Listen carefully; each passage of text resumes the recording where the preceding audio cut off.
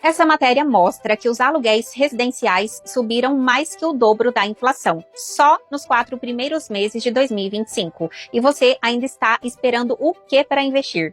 Enquanto isso, os imóveis de leilão continuam sendo arrematados com 40% a 60% abaixo do valor de mercado. Resultado, rentabilidade acima da média, para quem investe com estratégia. E sabe o que é melhor?